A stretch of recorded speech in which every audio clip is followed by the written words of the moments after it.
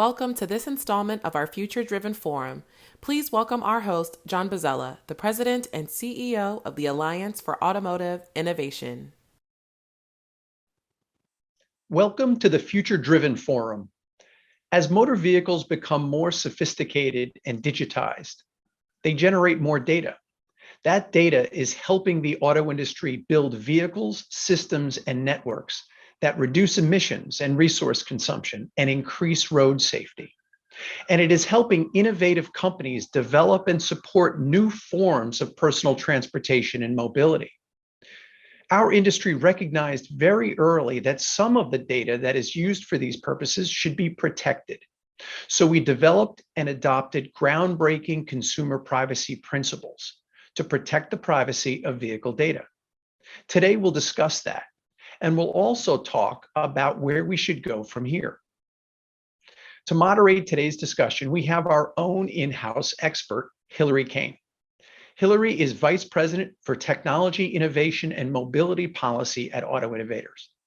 In that role, she works with industry leaders on the development of public policies that support safer and smarter personal mobility while addressing key questions such as data privacy. Hillary brings to the association a wealth of industry experience from her 8 years at Toyota and policy know-how from her decade of work on Capitol Hill. Hillary. Thanks, John. So this November will mark the 7th anniversary of the release of the auto industry's consumer privacy principles for vehicle technologies and services. We wanted to use this anniversary as an opportunity to reflect on the privacy principles, what they are, what they do, why it was an important step for the auto industry and for consumer privacy, and what role they play now in an ever-evolving policy landscape. And to help us sort through all of this, we are joined today by 3 true experts in the field of privacy. Maureen Olhausen is an internationally recognized expert on privacy and a partner in the Baker Botts law firm. From 2012 to 2018, she was a commissioner at the Federal Trade Commission, where she also served as acting chair. Prior to that, she was in senior policy and advisory positions at the agency. Jules Polonetsky is CEO of the Future of Privacy Forum, a nonprofit organization focusing on privacy leadership and scholarship. The organization is supported by the chief privacy officers of more than 185 leading companies, several foundations, and an advisory board of leading academics and advocates.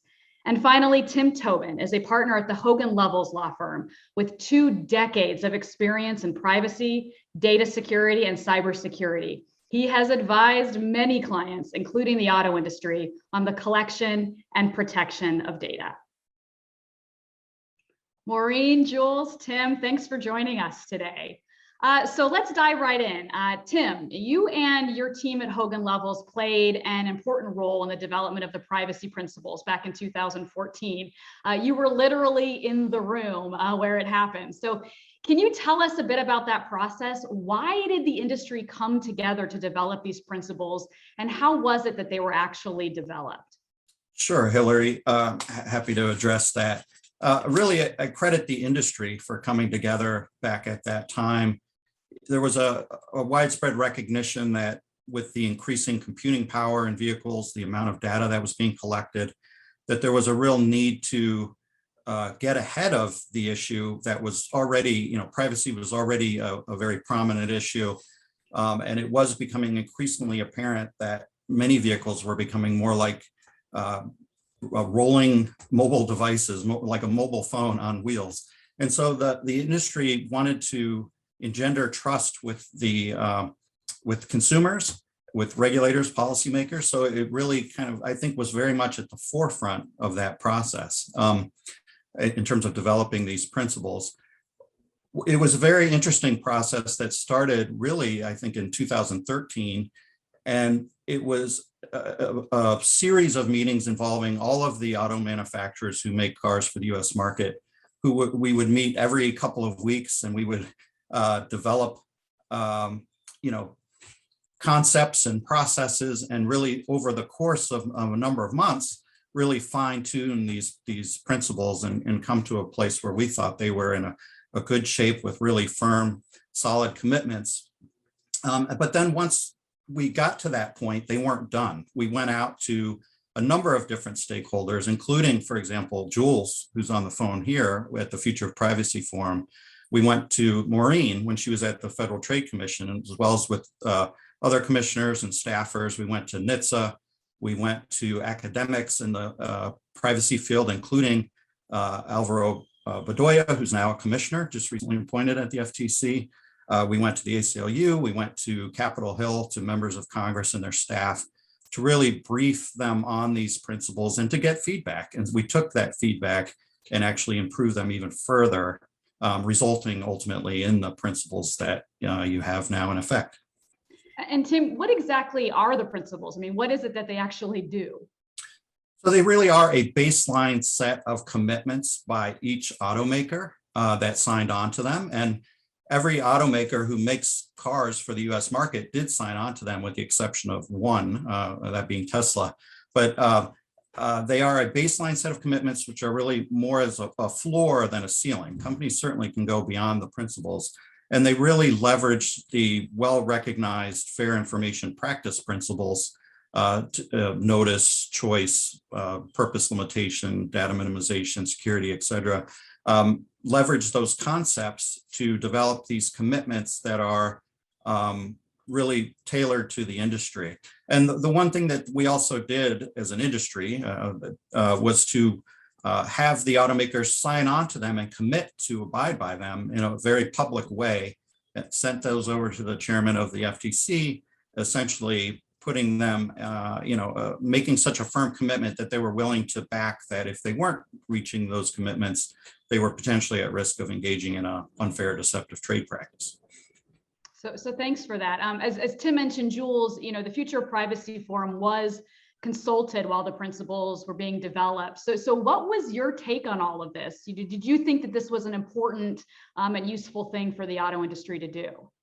Yeah, when we participate in different best practices or self-regulation, there are a couple of questions usually we ask, right? We say, is this solely an effort to sort of forestall legislation? In which case, maybe it's useful, but you kind of understand that it's a legislative strategy. And then there are efforts that I think are sincere, as this one was, where the goal really is to pull forward the entire industry to help folks who are working in legal and compliance and building the next generation of services to ensure that there is a common understanding of what the standard bar is. And that takes collaboration with each other. It takes listening to people externally, because no matter how good a job you do, I think anyone who's at an organization knows if you talk just to yourself or just to your key, partners, you miss what is broader and what is going on in the world. And so I think it was critical, not only that folks like us, but we worked with you guys and reached out to the ACLU and civil liberties organizations and different, consumer groups have one particular point of view and they're central in many ways. But there are folks who care about, well, what is government going to do? What happens in domestic violence? What happens to fleets? What happens to anybody who might be affected? So I think that this effort really helped set a baseline that we saw many companies sort of take a look and say, well, wait a second, I'm not doing this. And this is what all of my peers and outsiders and regulators recognize is sort of table stakes. And I think there were a couple of key ideas that really did move the ball forward where, frankly, other sectors weren't yet there. Concepts like data minimization, where you certainly have lots of folks saying, it's all about all the data. And bringing into the question, saying, well, no, there may be ways where we do need a lot of data for safety or for, providing the service. But we're going to insist that people ask that hard question and scrutinize, and that is actually a practice that we as an industry put central on the table. I think that was very progressive. Great, thanks for that. And Maureen, you were at the Federal Trade Commission when the privacy principles were released. And at the time, you were supportive of these sorts of self-regulatory approaches and said generally positive things about what the auto industry had done with the principles. So can you talk a little bit about that? For you, why are these sorts of self-regulatory approaches valuable?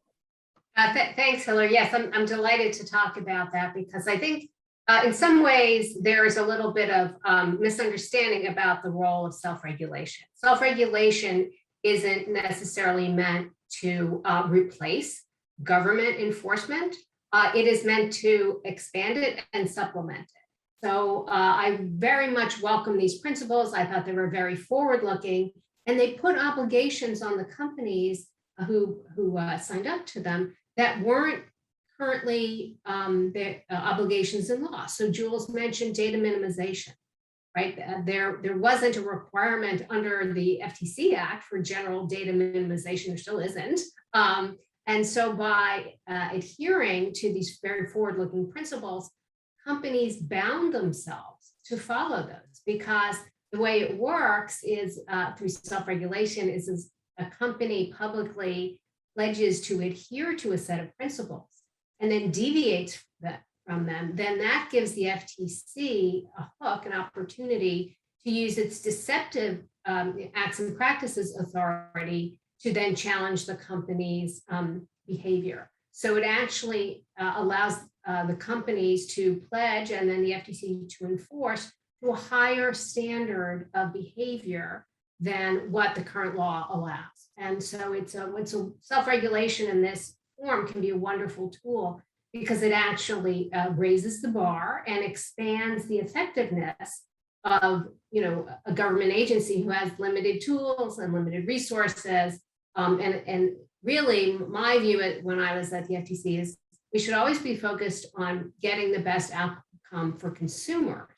And these kinds of principles really help do that because companies are taking on these obligations. Consumers begin to expect them. So then there's market pressure for others to adhere to it. So I just thought as very much a positive step. So if it's okay, I'd like to turn our attention now to what consumer privacy means in the context of vehicles and whether there are any unique considerations here. In other words, does consumer privacy look the same in the auto context as it does for other consumer devices? And Jules, I'd love to start with you here. I know that the Future Privacy Forum has done extensive work on vehicles and vehicle data and consumer privacy. And what have those efforts revealed to you on this point? Are there unique considerations that exist for vehicle data? There are certainly some commonalities that are helpful, right? We understand that organizations are seeking to be a platform, develop a platform, manage relationships with apps and third parties. And so there's certainly lessons from, how does my PC manage this? How do mobile devices manage this? Are there lessons to learn, right? Where are there lessons to learn from mobile where, well, if I don't like something, I got a pop-up I didn't want, and then where is it? No, this is in my vehicle. And if an app acts in a way that's beyond our expectation, does it create a security issue? Does it create a distraction issue? And so I think there's real lessons from perhaps some of the ways that other platforms that maybe support more of a range of marketing or are very open because we want people downloading every program that they can find as long as it doesn't create a security issue. But I think we also appreciate that in many ways, this is a new platform to consumers, and context is such a critical principle in privacy and in the auto principles. And in some areas, we've learned that you really need to help people understand what is the context. And when I'm in a vehicle and I didn't have a context that data was part of, because we all grew up, just a couple of years ago with data being far less of a completely organizing principle as it is today. And so I think the fact that it says to companies, context really matters. And so if you're going to use data for the kinds of things that we all understand, people would understand, making their car work, emergency situations, that there's one way to think about that. And it can fit into a certain privacy framework. And if you're going to do something different, wait a second, there's an insurance potential use that's different. Well, then I need to walk you through. I need to get affirmative consent. So I think those are some of the structures that have been helpful. we have different UIs, right? We don't have the same ability perhaps to, give you a pop-up while you're driving and ask you permission. And so in many ways, the industry has to sort of lead in areas where it's historically been very effective because it's had to design dashboards and, all sorts of things where there's low margin for confusion. And so I think the industry is well placed to think through, as there are more robust uses that can be valuable, when are they in context? When are they out of context? And what do we know about UI and UX and design that will help people move through and make smart decisions? Yeah, it's fascinating. Maureen, when you were at the Federal Trade Commission, the commission did quite a bit of work on privacy and the Internet of Things. And so I'm curious if those efforts sort of revealed anything to you on this point. And what did it teach you? And when it comes to privacy, is sort of all IoT created equally? Is the car the same as a fitness tracker or a smart light bulb, for example? I was very focused on this issue. Actually, when I was the acting chairman, I did a workshop with NHTSA on connected cars, and then we did a report. So that was in 2017, and then in early 2018, we did like the key takeaways from that. And what that really revealed is how multifaceted the role of the car and the driver is in this space. So the types of data that might be collected, or they're about the driver, about the car, where it is, how it's, performing, and it implicates a very wide range of interests. It's so unlike, say, a smart light bulb in my house, which we kind of know is in my house, and it's, might say when I, get up in the morning and when I go to bed at night, the data coming from a car, the real-time location information, can be very sensitive. It can reveal, are people going to, see, medical professionals or, things like that. So, but there's also huge consumer benefits and societal benefits from the ability to use this kind of data. There's safety information, which is really, really key. There's traffic management implications. There are, Jules mentioned insurance, right? That's the behavior of the driver. There's the car performance itself. There's kind of the list goes on. And so I think that it, in some ways, it encapsulates all of these kinds of Internet of Things issues, all the benefits of it, because of all the follow-on uses that can be so helpful, and also ways to manage it, right? Do we need personal information for traffic management? Do we need, we may need personal information for insurance, though. So that kind of having a different level of sensitivity and understanding that not everything is the same, and that there are, huge societal benefits that need to be managed against some of the risks to privacy. So I thought this was a particularly interesting topic in the auto space for those concerns that are raised by the Internet of Things more broadly. Yeah, no doubt. And Tim, I'm curious, were these sorts of considerations of things that Maureen and Jules have talked about, were they discussed and factored into the development of the privacy principles at all? And if so, how? Yes, they very much were discussed. And Hillary, obviously you were in the room as well at the time for Toyota, so you recall the lengthy discussions we had. But I think both to Jules and Maureen's point, there are a lot of different considerations that went in that are relevant to the connected vehicle, and context definitely matters. And so there were efforts and really a focus on what it is that consumers would be concerned about the most. And Maureen and Jules both alluded to information like driver behavior information. Am I speeding a lot? Am I braking hard? Is it information the insurance company would want so that they can then raise the rate on me? Or is it precise geolocation, to Maureen's point, where I can just be tracked wherever I go? And then also biometric information, which is something that cars increasingly collect. And interestingly enough, I think there was a lot of future proofing built into these, because there was a discussion at the time, well, the cars aren't really collecting much biometrics, or the auto companies aren't, and why should we include that? But I think, as there was a recognition that these technologies were going to evolve over time, so that was included as well. And those were classified as special categories of data under the principles and given special treatment, so that there would have to be an affirmative opt-in consent by the consumer to allow that information to be used even for first-party marketing. For any marketing activity, the sensitive categories would require opt-in consent. Similarly, if that data was going to be shared with a third party, like an insurance company, there would be an affirmative opt-in consent for that type of information. And then also for precise geolocation information, there was a recognition that consumers are concerned about that information. And so there was a commitment that for providing that information to law enforcement, they would require a court order or a warrant before turning that over, not just a mere subpoena.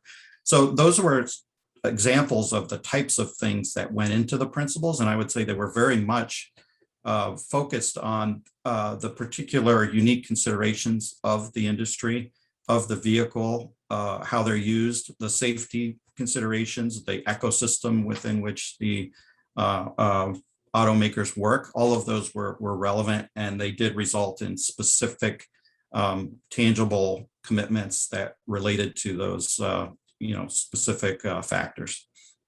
Hillary, I'll add that one thing that I think was hard, and which is why this was, I think, it took some time and it got to a really good place, but was maybe a bit more complex than a lot of other areas. I think everywhere else we're seeing an increasingly personal, authenticated experience, right? We don't share our phones anymore because, oh my God, what's on my phone, right? We increasingly don't share our laptop. It's our personal laptop.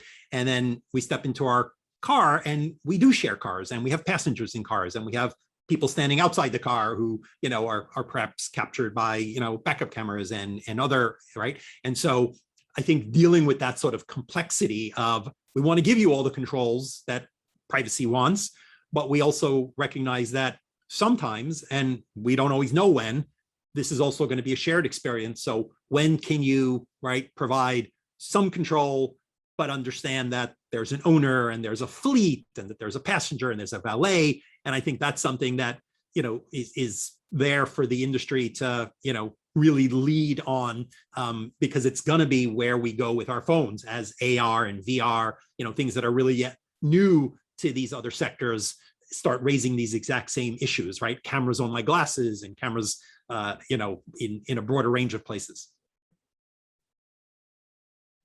Yeah, I'm glad you brought that up. I mean, certainly the fact that vehicles are sort of multi-user devices more often than not creates maybe some unique complexities for the industry. So I'm really glad you raised that. Since the privacy principles were developed in 2014, I think we all recognize that a lot has changed, right? We're seeing a rather sustained focus on and interest in privacy from consumers and from policymakers. We've seen Europe enact GDPR. We've seen several states here in the United States move forward with enacting their own comprehensive privacy laws. We've seen growing interest from federal policymakers, in maybe the creation of a national privacy framework. So I thought it might make some sense to spend a little bit of time sort of digging through this changing policy landscape and sort of figuring out where we need to go from here. So to start, I'm going to go out on a limb here. So tell me if I'm wrong. I'm going to go out on a limb and assume that we all agree that a federal privacy law is needed in this country. So I guess my question for you is, why is it that we need a federal privacy law? And perhaps more importantly, if we all agree that one is needed, why in the world don't we have one yet? So Jules, I'm going to start with you. Why do we not have a federal privacy law yet? Oh, gosh. I think I'll blame us all, right? So Congress obviously is having a little bit of a challenging time on everything between COVID and pandemics and, everything on the administration's agenda. And Congress is not good at multitasking. And so the process is not working really well. If the Biden administration stepped a bit more forward, and I get that they got a lot of things going on, but guess what? We are losing the ability to do business with Europe or do business in Europe. Every day, I sort of was looking at the French reaction, to the submarine deal, and I'm like, what about every company that has been kicked out of France, for instance? The edtech market was advised that, sorry, you can't use US companies because of international data flow privacy concerns. So we need the administration to engage and kind of play a bit of a role in moving the ball forward. So we can blame them a little bit. We can blame Congress. But I also think we all get a bit of blame. I think, civil society wants a privacy law, but really wants to see certain issues, reflected. Industry wants a privacy law, but is concerned about some of the liability issues that the advocates want. And meanwhile, the country is moving from thinking about privacy as whose information and is it getting sold, to thinking about equity and competition and big tech platforms and civil rights and facial recognition. And I think people are waking up and realizing this is talking about regulating the entire economy. This isn't simply, coming up with rules for websites and cookies. You are setting rules when you do federal privacy legislation on the auto industry, on mobile, on every aspect of commerce, on how we share data for COVID. So it's a bit, frankly, more complicated. We're talking about the next stage of economic regulation for the country, since data plays such a key role in that. So I think it's fair for it to take a while. I think what I'm frustrated on is that we're not at the table, right, in the midst of those hard questions, right? It's going to take hard arguments, debate. How do we get data available for research and for safety, but not, open up the door to, unfettered data sharing? And we really need to be doing that work and having those hard debates and hard questions, right? We need facial recognition for certain, critical biometrics and security and automotive uses. We hear that it isn't working equitably for people with darker skins, right? How do we get past this, right? We have folks who want to ban certain technologies because they are worried about the misuses. Well, if we think that there are legitimate uses, we need to engage and show that they can be used fairly and that we're putting the right parameters around it. So it's all of our faults. Maureen, what's your take on why we don't have a federal privacy law yet? So I agree really with everything that Jules said, but I will say we have several federal privacy laws. We have one on health information, we have one on communications data, we have one on financial information, and then we had the Federal Trade Commission that did enforcement, kind of generally under unfair and deceptive acts or practices. And I think the question now is whether that's enough. And I think there's widespread agreement that we've come to the point, because data has become such an important part of our economy, and it can be used in ways that can be enormously beneficial for consumers, but also raise risks, much like the risks you would see from the unfettered use of health information, credit information, communications information, things that were previously had special federal protections. So I think that's why we didn't have one previously, because we had sectoral regulation, and the FTC filled in the gap. And now I think there's widespread understanding that the FTC's kind of reached the limit of those tools that Congress has given it. I just testified in favor of a federal privacy law that provides some of the benefits, the protections to consumers that the FTC can provide under unfair and deceptive acts or practices. Things like access to data, correction rights, possibly a data portability requirement, things along those lines that there's a lot of discussion about, but that currently is not present in federal general unfair and deceptive acts or practices. So I think that is why we are where we are. Because we actually had a lot of agreement on what was sensitive data and what needed extra protections, but that dynamic has changed given our economy, along with the understanding of the enormous benefits of data usage, how much our economy is driven by this. And I completely agree that we're at a disadvantage as to Europe by not having a federal privacy law, because under the European approach, that means our system is not considered adequate. for them to share data with us. So I think that would be also another benefit of having a federal privacy law. It would help smooth those global data flows. Yeah, and Tim, do you have any thoughts on this? And maybe I'll raise one issue that I haven't heard yet that maybe we could sort of dig through as well, which is on sort of, we now do have a patchwork of state laws. We've had Right. 3 states that have enacted their own privacy laws. And so, at one point it was sort of theoretical that we might have a patchwork. Well, now we do have one. There are 3 laws and none of them are the same. And so does that also lend itself maybe to the need for a federal privacy law?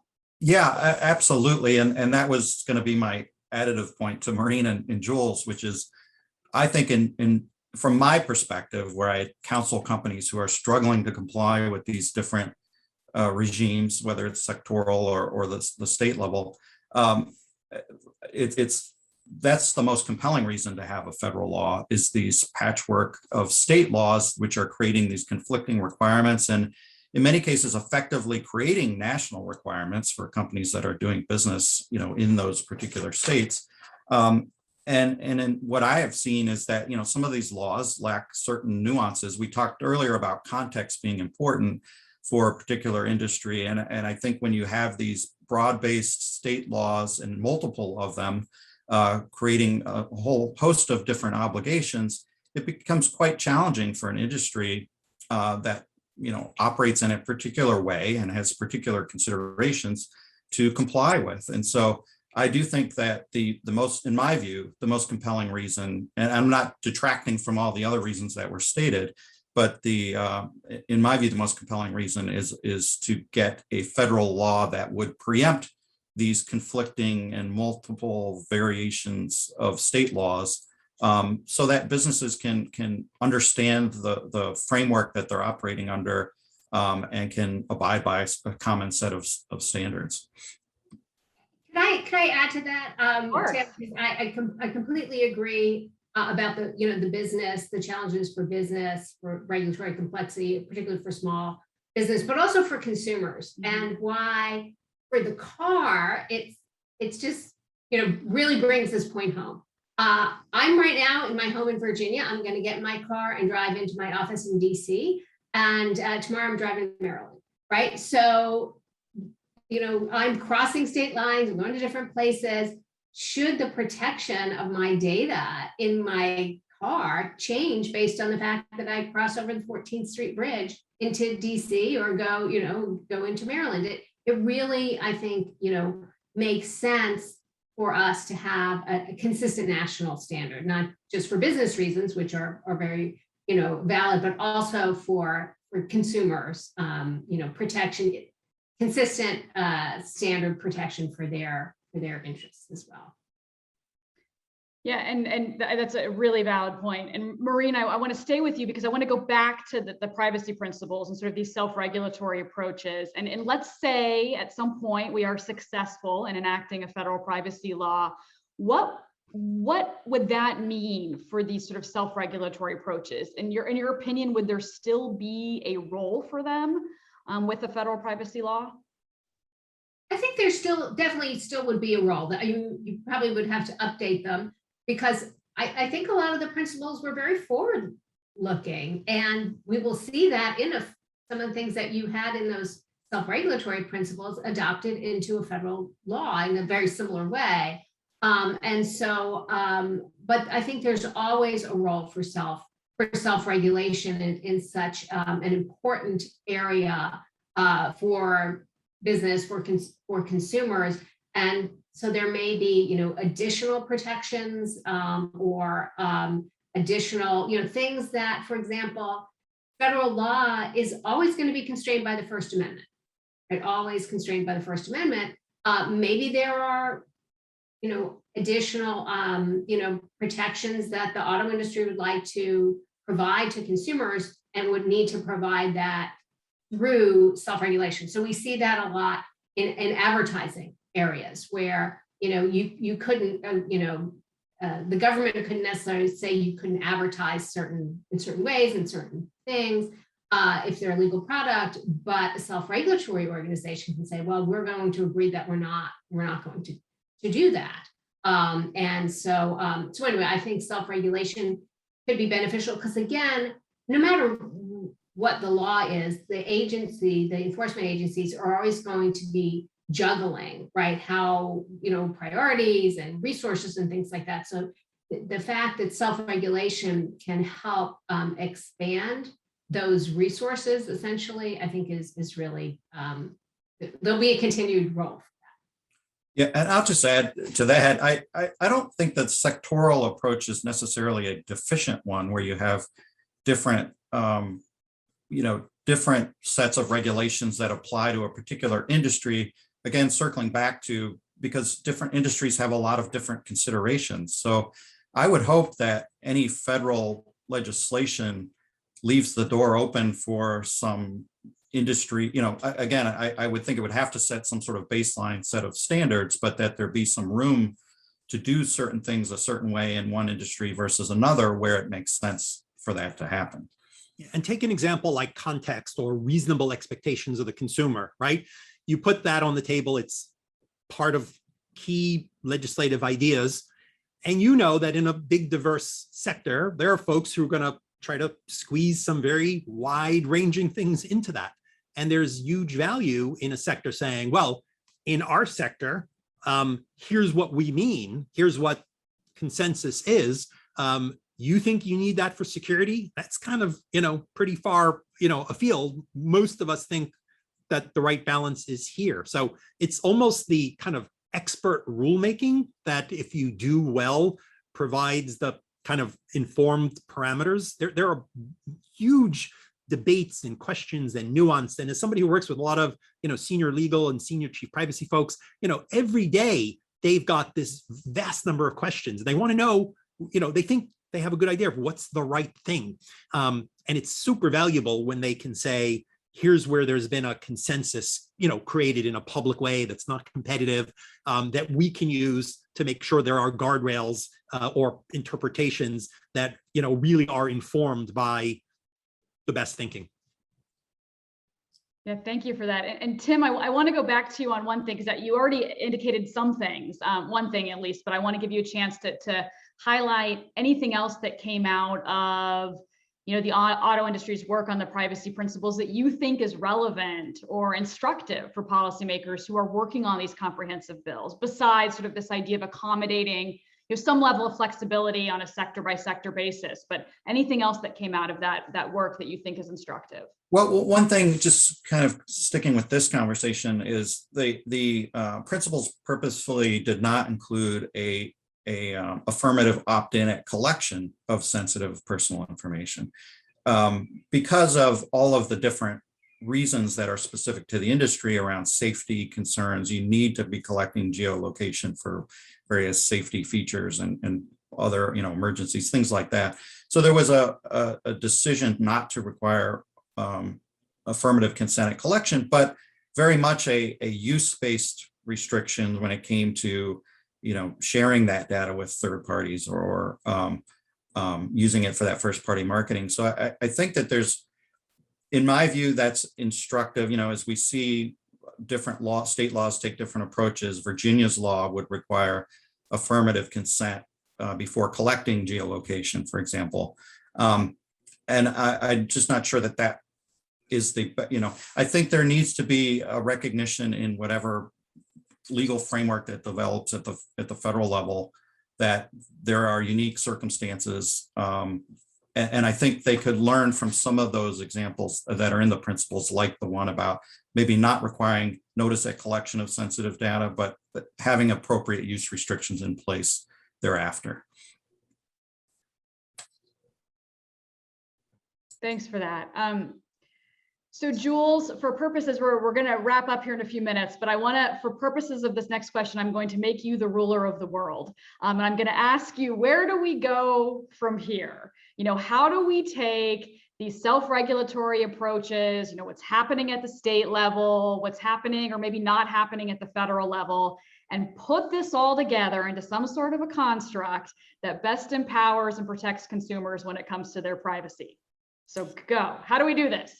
Well, look, I always remind folks that the European General Data Protection Regulation, which is being replicated in many ways throughout the world and even influencing some of the US legislation, doesn't have privacy in its text. It talks about data protection to protect the rights and freedoms of the charter. And I think on the US world, the events of the last 2-3 years have really put privacy and data as power, as something that big companies have, big institutions have, big business partners have, into this sort of desire for fairness, for equity, however you translate that, in your community. And we're seeing regulators, the FTC is all focused on, well, we care about consumer protection. Why? Because we care about economic justice. And so, whether you're super progressive or, more conservative in terms of, where you see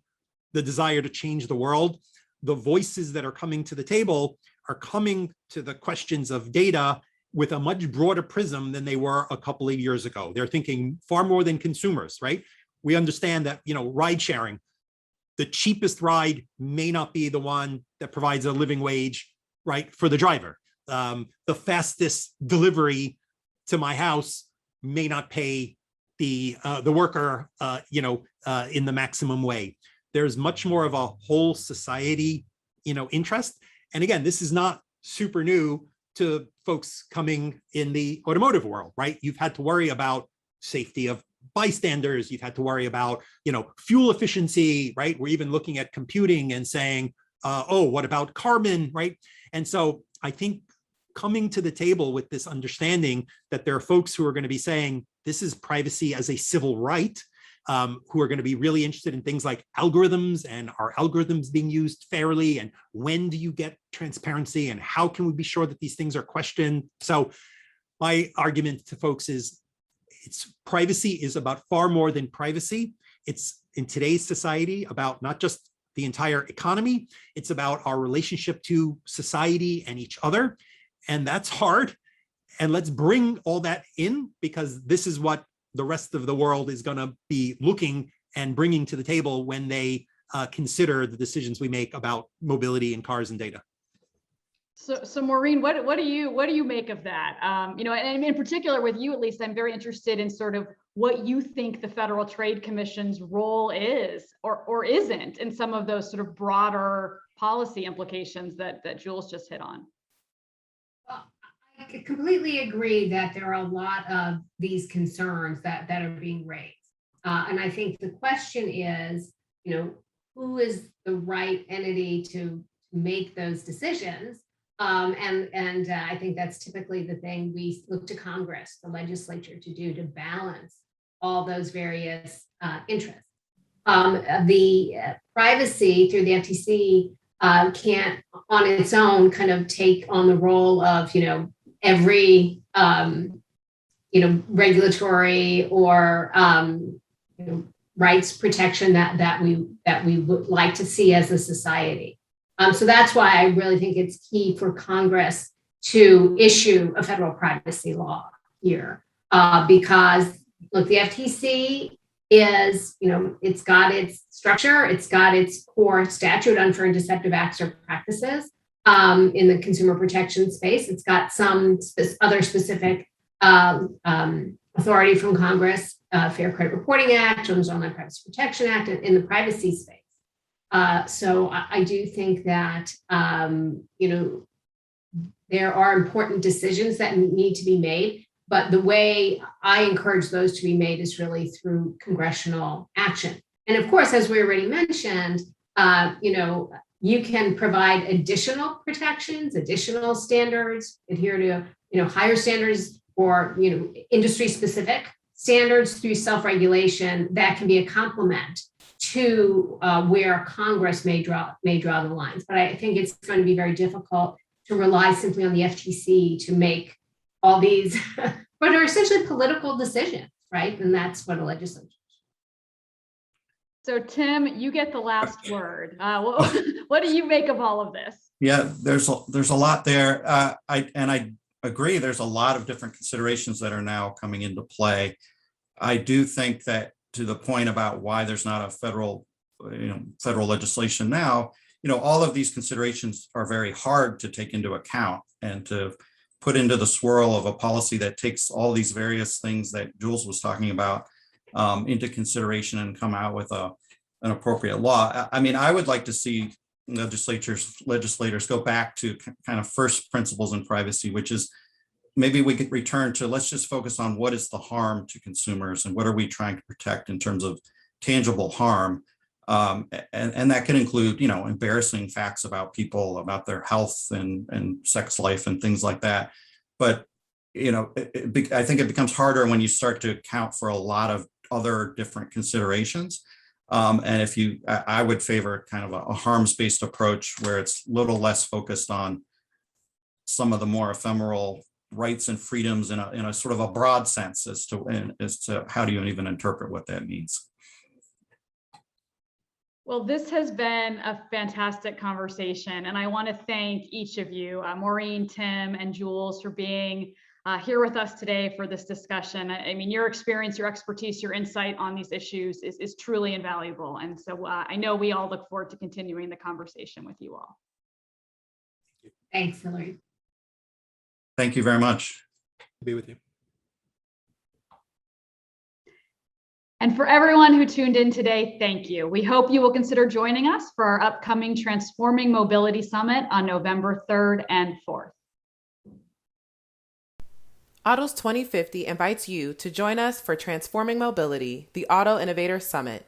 Across 2 days, hear keynote speeches from industry leaders, updates from pioneers in innovation, and listen in as our panels discuss the challenges and promises of the future of personal mobility.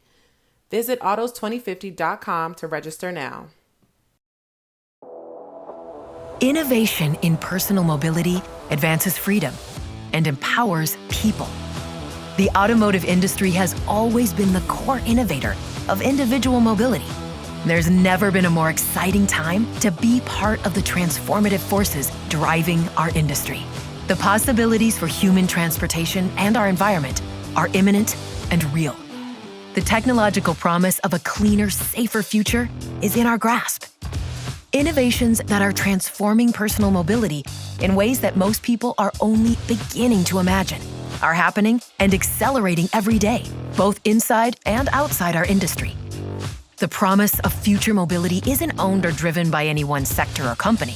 It'll be, as it always has been, an extraordinary collaboration between industries, tech leaders, government, and the individual consumer.